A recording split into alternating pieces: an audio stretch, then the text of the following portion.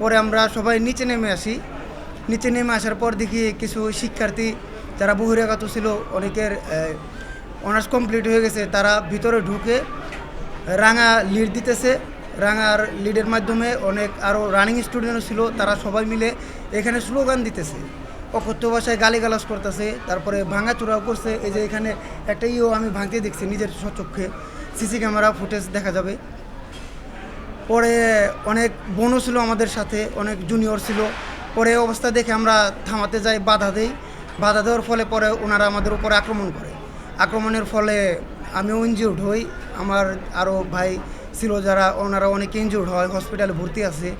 বোনদের শরীরেও ওনারা টাচ করে। পরে চেয়ারম্যান স্যারের রুমের সামনে গিয়েও ওনারা হট্টগোলের চেষ্টা করে এবং অনেক ভাঙচুর করে। চেয়ারম্যান স্যার, তারপরে অনেক ডিপার্টমেন্টের যারা আছে তাদের শরীরেও হাত তুলে। আমরা এর কঠিন বিচার চাই।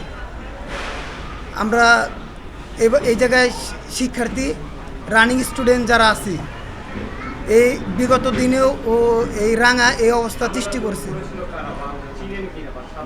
হ্যাঁ হ্যাঁ হ্যাঁ, চিনি।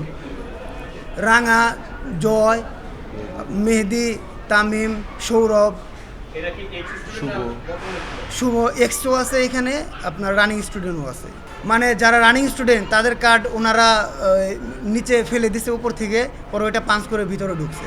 আর সবার সাথে সবার পরিচয়, ওদের সাথে 11:30টার দিকে, 11:30 থেকে 12টার দিকে ঘটনা। হ্যাঁ, এটা অথরিটি করবে বলে জানিয়েছে আমাদের। আমরা প্রক্টরের কাছে আমাদের আবেদন জানাইছি যে এর একটা পদক্ষেপ নিতে। এখন আমরা এর একটা বিচার চাই, সুষ্ঠু বিচার।